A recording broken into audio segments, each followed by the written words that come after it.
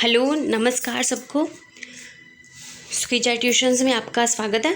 आज का जो हमारा टॉपिक है, हम मास्टर कैडर फिज़िक्स की तैयारी करवा रहे हैं। तो उसका जो उसके अकॉर्डिंग हमने जो टेस्ट सीरीज़ स्टार्ट की हुई है, उसका जो हमारा नेक्स्ट टॉपिक है, लास्ट टाइम हमने ग्रेडियंट की बात की थी और आज हम डाइवर्जेंस और कर्ल की बात करेंगे। ठीक है, तो डाइवर्जेंस क्या होता है? ठीक है, जैसे हमने पढ़ा था कि जो ग्रेडियंट होता है वो हमें बताता है कि मतलब किस डायरेक्शन में उस क्वांटिटी का मैक्सिमम से मैक्सिमम रेट चेंज होगा। मतलब किस डायरेक्शन में हमारे पास जो क्वांटिटी है वो हमें ज़्यादा मतलब उसका चेंज किस डायरेक्शन में ज़्यादा से ज़्यादा होगा, वो हमें बताता है। ठीक है, वैसे ही हमारे पास डाइवर्जेंस और कर्ल है। डाइवर्जेंस और कर्ल भी ऐसी क्वांटिटीज़ ही हैं। ठीक है, और ये हमें क्या बताती हैं, ये हमने देखना है। डाइवर्जेंस है, जैसे ग्रेडियंट है वो किसी स्केलर फील्ड के ऊपर लगता है। ठीक है, और बाद में हमें वो वेक्टर फील्ड देता है। और जो डाइवर्जेंस होता है, डाइवर्जेंस क्या है, वेक्टर फील्ड के ऊपर लगता है। मतलब ऑपरेट किसके ऊपर होता है, ये हमारे पास वेक्टर फील्ड के ऊपर ऑपरेट होता है। और जो हमें रिजल्ट मिलता है वो क्या होता है, स्केलर फील्ड होता है।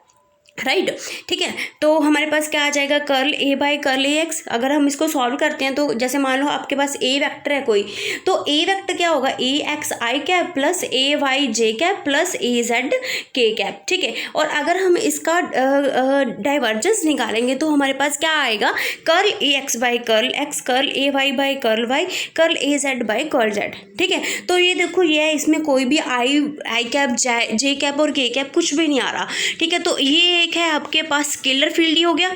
क्लियर? ठीक है जी। तो डाइवर्जेंस क्या होता है, हमारे पास वेक्टर फील्ड के ऊपर अप्लाई होता है, बट हमें देता क्या है, स्केलर फील्ड देता है। क्लियर? और अब है इसका आगे फिजिकल मीनिंग। फिजिकल मीनिंग क्या है इसका, फिजिकल मीनिंग क्या है कि कहते हैं कि इसका डाइवर्जेंस का मीनिंग होता है फैलना।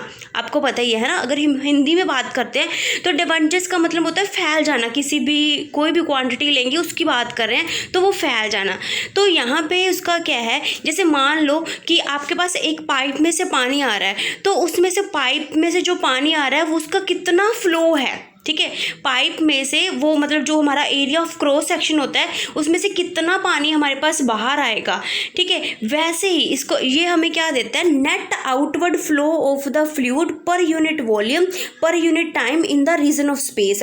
जितना भी हमारे पास स्पेस है, ठीक है, उस स्पेस में से हमारे पास जो भी फ्लूइड जिसकी भी बात कर रहे हैं उसमें से हमारे पास जो फ्लूइड है कितना बाहर आएगा। ठीक है, और कितने टाइम में आएगा, पर यूनिट वॉल्यूम कितने वॉल्यूम में और कितने टाइम में आएगा, वो हमें देता है डाइवर्जेंस। ठीक है, अगर हमने किसी क्वांटिटी का आउटवर्ड फ्लो देखना है तो हम किसकी बात करेंगे, डाइवर्जेंस की बात करेंगे। क्लियर?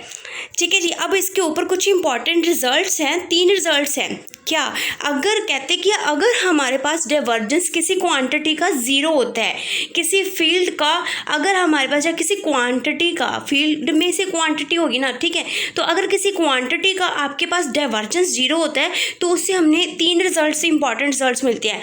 फर्स्ट जो रिजल्ट है 4 मिलते हैं, सॉरी, फर्स्ट जो अगर डेल डॉट वी ज़ीरो होता है, और इसको हम बोलते क्या है, इक्वेशन ऑफ कॉन्टीन्यूटी बोलते हैं।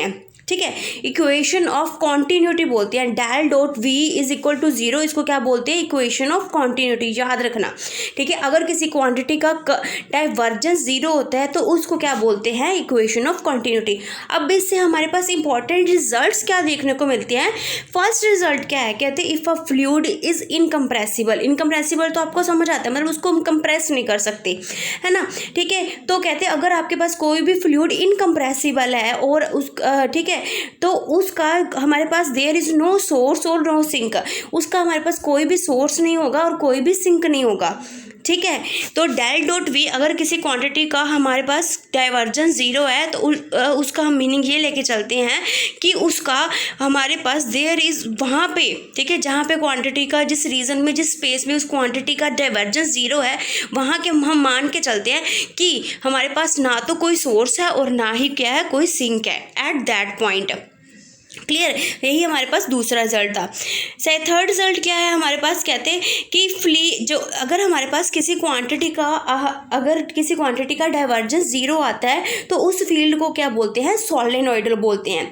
ठीक है, अब जैसे हमने ग्रेडियंट में बात की थी, अगर किसी क्वांटिटी को उसके किसी स्केलर फंक्शन के ग्रेडियंट में लिख सकते हैं तो उस फील्ड को हम लैमिलर फील्ड बोलते हैं। ठीक है, और अगर किसी क्वांटिटी का आपके पास डाइवर्जेंस ज़ीरो आता है तो वो फील्ड क्या होता है हमारे पास, सोलेनोइडल कहलाता है। ठीक है, अगर किसी क्वांटिटी का, अगर किसी फील्ड का आपके पास डाइवर्जेंस ज़ीरो आ रहा है तो वो फील्ड क्या होता है हमारे पास, क्या होता है, सोलेनोइडल होता है। ठीक है, मैं रिपीट कर रही हूँ, अगर हमारे पास किसी भी क्वांटिटी का डाइवर्जेंस ज़ीरो है तो हमें तीन रिजल्ट्स मिल रहे हैं। क्या, एक तो इसको इक्वेशन ऑफ कॉन्टिन्यूटी बोलते हैं हम। ठीक है, और दूसरी बात क्या है, कहते हैं ये अगर डाइवर्जेंस ज़ीरो है तो ये जो हमारे पास फ्लूइड होता है वो क्या होगा, इनकम्प्रेसिबल होगा। अगर इफ़ फ्लूइड इज़ इनकम्प्रेसिबल तो वहाँ पे ना तो कोई सोर्स होगा और ना ही कोई सिंक होगा। ठीक है, दूसरा भी यही मीनिंग लेते हैं, अगर डाइवर्जेंस ज़ीरो है तो मतलब वहाँ पे कोई भी सोर्स और कोई भी सिंक नहीं होगा।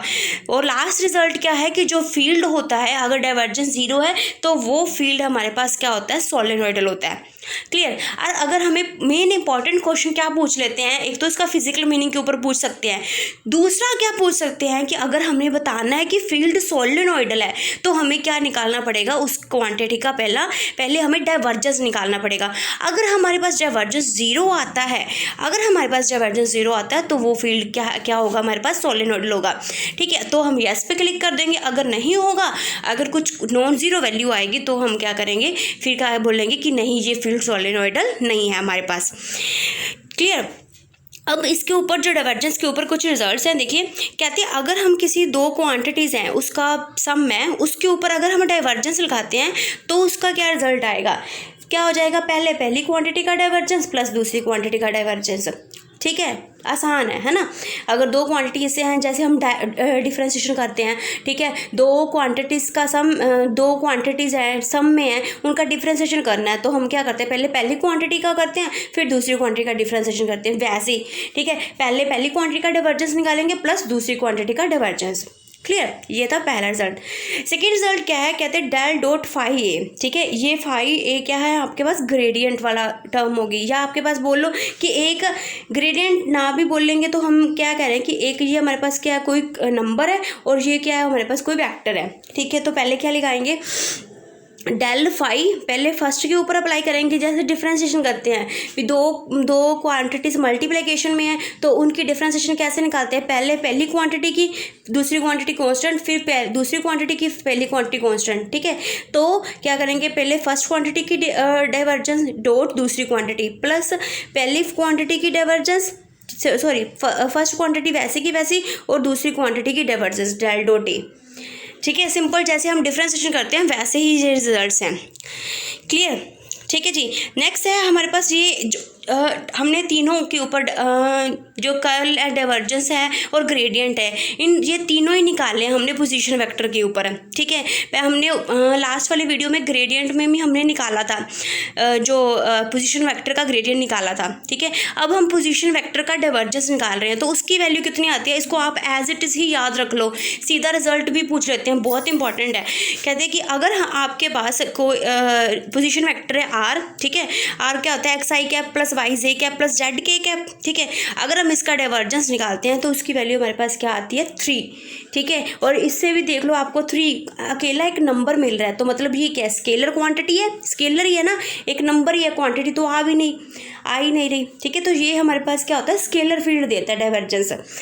ठीक है, अगर हम निकालते हैं तो हमारे पास वैल्यू 3 आती है। देखिए कैसे सॉल्व किया हमने, डेल डॉट आर है। ठीक है, डेल डॉट आर है तो डेल की वैल्यू लिख ली हमने, curl by curl x I cap plus curl by J cap plus curl by curl Z के कैप डॉट ये आर की वैल्यू डाल दी हमने, एक्स आई कैप प्लस वाई जे कैप प्लस जेड के कैप। ठीक है, अगर हम इसको सॉल्व करेंगे हमें पता है आई डॉट आई क्या होता है, 1 होता है, जे डॉट जे क्या होता है, 1 होता है, के डॉट के क्या होता है, 1 होता है। तो इसको सॉल्व करेंगे, ठीक है, क्या आ जाएगा, curl by curl x plus curl y by, sorry यहाँ पे वाई लिखना था। ठीक है, curl y by curl y plus curl z by curl z क्या आ जाएगा, 1 plus curl x by curl x क्या होगा, 1 प्लस 1 प्लस 1 क्या हो जाएगा, 3। ठीक है, क्लियर है, कैलकुलेशन समझ आ गई आपको, ठीक है। तो अगर आपको सीधा रिजल्ट भी याद रखना है तो आप सीधा भी रिजल्ट याद रख सकते हैं कि अगर हम पोजीशन वेक्टर का डाइवर्जेंस निकालेंगे तो उसकी वैल्यू हमारे पास क्या आती है, 3। डन। आगे चले, नेक्स्ट देखिए, कहते हैं अगर हम r/r³ का निकालते हैं, r/r³ का निकालते हैं, ठीक है, तो हमारे पास क्या आता है, डाइवर्जेंस क्या आता है, 0 आता है। कैसे, देखिए पहले फर्स्ट क्वांटिटी का, ये देखो दो क्वांटिटीज़ होगी, एक तो r वाली होगी और एक 1/r³ होगी, 1/, ठीक है, पहले फर्स्ट क्वांटिटी का डाइवर्जेंस, ठीक है। वैसे जब मल्टीप्लिकेशन में डिफ्रेंसिएशन लगाते हैं, ठीक है, वैसे ही लगाएंगे। पहले first quantity del dot R हो गया, dot 1/r³ as it is आ गया, प्लस r इंटू 1/r³ का डाइवर्जेंस हो गया, ठीक है। डेल डॉट आर की अभी हमने ऊपर वैल्यू निकाली है 3, 1/r³ एज इट इज़ आ गया, प्लस r वैसे का वैसे। अब इसका निकालेंगे, हमने जो ग्रेडियंट वाला किया था, ये ग्रेडियंट ही हो गया ना, क्योंकि 1/r³ क्या है, स्केलर है ना।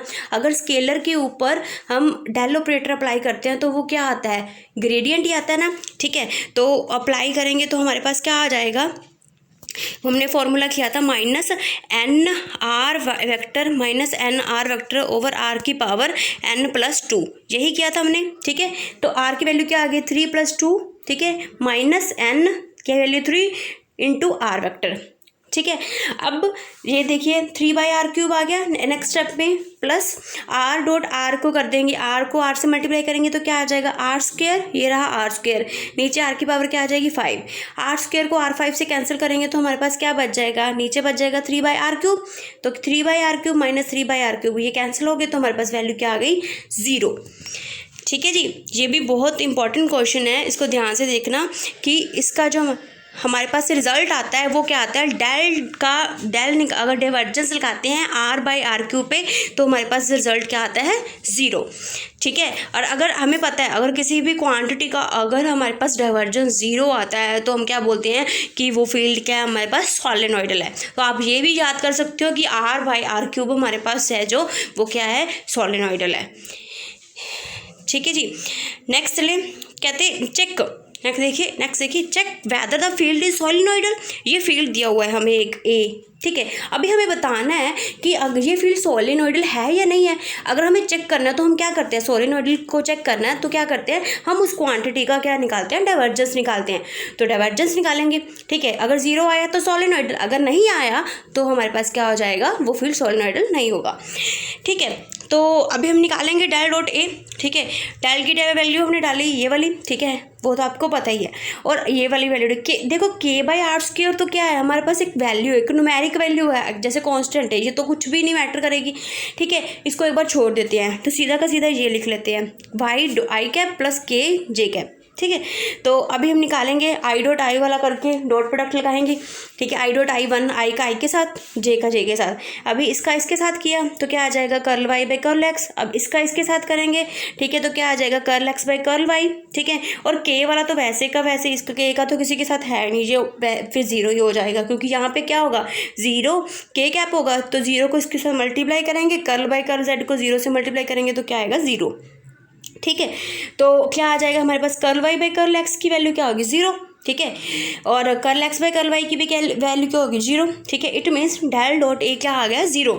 अगर हमारे पास मीन्स जो ए हमने फील्ड लिया था, ठीक है, इसका जब हमने डाइवर्जेंस निकाला तो वो क्या आया, solenoidal, it means the field is solenoidal, ठीक है जी। अगर हमारे पास किसी भी क्वांटिटी का अगर डाइवर्जेंस 0 आता है तो वो फील्ड हमारे पास क्या होता है, सॉलिनॉइडल, क्लियर। अभी आपको ऐसे चेक करना है, आसान है, ठीक है। अगर हमने सॉलिनॉइडल देखना है तो हम क्या लगा सकते हैं कि उसका डाइवर्जेंस निकालेंगे, ठीक है।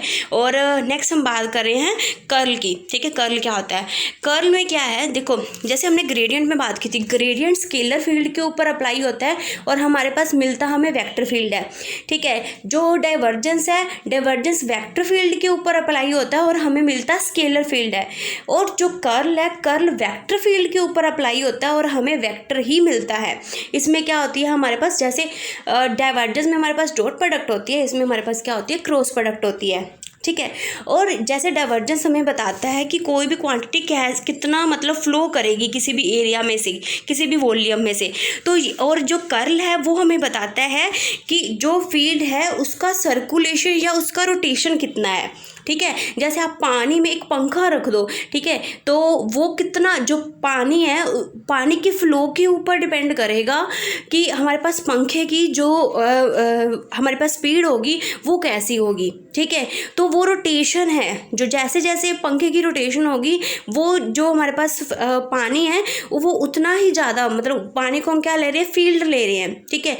तो वो फील्ड उतना ही ज़्यादा उसका अच्छा रोटेशन होगा, ठीक है। और अगर वो नहीं घुमा पा रहा, मान लो वो पानी जो है, जो फील्ड है, अगर वो पंखे को नहीं घुमा पा रहा तो मीन्स वो क्या है, वो फील्ड क्या है, इरोटेशनल है। अगर तो घुमा पा रहा है तो वो क्या है, रोटेशनल फील्ड है। अगर नहीं घुमा पा रहा तो वो क्या है, इरोटेशनल है। मीन्स हमें ये बताता है कि कोई भी फील्ड कितना रोटेशनल है या सर्कुलेटरी है, सर्कुलेशन है, ठीक है जी, क्लियर। तो कर्ल क्या आएगा, डेल क्रॉस ए, ठीक है। और ये हमें क्या बताता है, circulation and rotation of the field, clear, ठीक है। और अगर हमारे पास जैसे हमारे पास डाइवर्जेंस 0 आ जाता है तो हम कह देते हैं कि वहाँ पे कोई भी हमारे पास कोई भी सोर्स और सिंक नहीं होगा एट दैट पॉइंट। और अगर हमारे पास कर्ल 0 आता है तो हम बोलते हैं कि वो फील्ड क्या होता है, हमारे पास इरोटेशनल होता है, क्लियर, ठीक है। और वैसे ही हमने अगर फील्ड को बताना है, अगर हमें बोला गया है कि हमें चेक करना है कि जो फील्ड है हमारे पास रोटेशनल है या नहीं है, तो हम कैसे निकालेंगे उसका, उस क्वांटिटी का या उस फील्ड का हम क्या निकालेंगे, कर्ल निकालेंगे। अगर 0 आएगा तो रोटेशनल है, अगर 0 नहीं आएगा तो क्या है, इरोटेशनल है, ठीक है। देखिए अब इसके ऊपर रिजल्ट्स, कुछ इंपॉर्टेंट रिजल्ट्स हैं, देखिए कहते हैं डेल क्रॉस हमने देखना है, जैसे दो क्वांटिटीज़ का हमने किया था, डाइवर्जेंस की बात की थी, वैसे ही दो क्वांटिटीज़ के सम के ऊपर अगर हम कर्ल लगाते हैं तो क्या आएगा, पहली क्वांटिटी का कर्ल प्लस दूसरी क्वांटिटी का कर्ल, ठीक है। सेम वैसे ही अगर हम किसी ऐसे फाई मतलब स्केलर इनटू वेक्टर के ऊपर निकालते हैं तो हमारे पास क्या आएगा, ये वाला चीज़, ठीक है। पहले first quantity as it is मतलब फर्स्ट क्वांटिटी के ऊपर लगाएंगे डो क्रॉस ए प्लस फाई वैसे का वैसे, ठीक है। डेल क्रॉस फिर दूसरी क्वांटिटी के ऊपर कर्ल लगाएंगे, ठीक है। नेक्स्ट देखते हैं, कहते हैं डिवर्जेंस ऑफ द कर्ल, ये बहुत इंपॉर्टेंट रिजल्ट्स हैं, इसको आप लोग जरूर याद रखना कि एक तो डिवर्जेंस ऑफ कर्ल 0 होता है और कर्ल ऑफ ग्रेडियंट 0 होता है। मैंने तो पता कैसे याद रखा हुआ था, DC 0 होता है और CG 0 होता है, इसको याद रखना, DC 0 होता है और CG 0 होता है। डाइवर्जेंस ऑफ कर्ल 0 होता है और कर्ल ऑफ ग्रेडियंट क्या होता है, 0 होता है हमेशा, ठीक है। और इसको अगर मतलब आपके पास सीधा भी कई बार आ सकता है, जैसे ये लिखा हुआ होगा, सीधा तो नहीं पूछेंगे है ना, इतना आसान, ऐसे मान लो ऐसे लिखा हुआ आया है, ठीक है। अगर देखो तो क्या है इसमें, पहले डेल डॉट मतलब यहाँ पे डाइवर्जेंस अप्लाई हो रहा है, ठीक है। डेल डॉट मतलब डाइवर्जेंस अप्लाई हो रहा है, और किसके ऊपर डाइवर्जेंस अप्लाई हो रहा है, कर्ल के ऊपर, क्योंकि डेल क्रॉस ए लिखा हुआ है। डेल क्रॉस ए का मतलब यहाँ पे क्या है, कर्ल, तो डाइवर्जेंस ऑफ कर्ल क्या हो जाएगा, 0, तो सीधा भी आ सकता है, ठीक है। और दूसरा देखिए कर्ल ऑफ ग्रेडियंट, देखो डेल यू, ये तो हमारे पास पता है कि अगर स्केलर फील्ड के ऊपर अप्लाई हो रहा है तो वो क्या है, ग्रेडियंट है। क्रॉस लगा रहे हैं तो मतलब क्या, कर्ल है, तो कर्ल ऑफ ग्रेडियंट क्या होता है, हमारे पास 0 होता है, ठीक है। नेक्स्ट देखिए, कहते हैं अगर आपके पास, ये भी बहुत इंपॉर्टेंट रिजल्ट है, कहते हैं अगर हमें पता है वी लीनियर वेलोसिटी होती है और W क्या होती है, हमारे पास एंगुलर वेलोसिटी होती है, ठीक है। अगर हम लीनियर वेलोसिटी का कर्ल निकालते हैं तो वो हमारे पास क्या आता है, 2 टाइम्स एंगुलर वेलोसिटी, ठीक है। अगर हम लीनियर वेलोसिटी का निकालते हैं, कर्ल निकालते हैं, तो वो हमारे पास क्या आता है, 2 टाइम्स एंगुलर वेलोसिटी, क्लियर, ठीक है। अब एक दो और रिजल्ट रह गए हमारे पास, 2 रिजल्ट्स और क्या है, curl of R and R क्या होता है, 0 होता है, ठीक है। कर्ल ऑफ R n मतलब जो R वेक्टर है उसकी कोई भी पावर हो आपके पास, ठीक है, R के वेक्टर की कोई भी पावर हो, n मतलब 1 2 3 4 कुछ भी हो सकती है, ठीक है, इनटू R वेक्टर, तो उसका अगर हम कर्ल निकालते हैं तो वो हमारे पास क्या आता है, 0 आता है, ठीक है। नेक्स्ट रिजल्ट देखिए, अगर कहते हैं हमने किसी क्वांटिटी का कर्व निकाला है, ठीक है, अगर हमने किसी क्वांटिटी का कर्व निकाला है, जैसे ए वेक्टर है कोई भी, है ना, उसको आर के साथ, पोजीशन वेक्टर के साथ, किसी भी वेक्टर का पोजीशन वेक्टर के साथ कर्व निकाला, ठीक है, उसके ऊपर फिर हमने कर्व लगा दिया, ए क्रॉस आर, मतलब ए का हमने पोजीशन वेक्टर के साथ क्या निकाला, कर्व निकाला, क्लियर, ठीक है। उसके बाद फिर उसके ऊपर कर्व लगा दिया, तो हमारे पास क्या आता है, उस वेक्टर का 2 टाइम्स आता है, उस वेक्टर का हमारे पास क्या आता है, 2 टाइम्स आता है, ठीक है जी। ये भी बहुत इंपॉर्टेंट रिजल्ट है, क्लियर, ठीक है जी। Thank you. ये हमारा था, मतलब जो ग्रेडियंट, कर्ल और डाइवर्जेंस, ये तीनों टॉपिक बहुत इंपॉर्टेंट है, ठीक है। जिन्होंने ग्रेडियंट का नहीं देखा वो पीछे वाली वीडियो ग्रेडियंट की देख सकते हैं, ठीक है। वो जो प्लेलिस्ट है मास्टर गेटेड फिजिक्स की स्क्वीजा ट्यूशन चैनल पे, उसके ऊपर अवेलेबल है। और अगर आपको ये वीडियो अच्छा लगा है, ठीक है, तो आप इसको मैक्सिमम से इसको लाइक और शेयर जरूर करिएगा, ठीक है। Thank you everyone.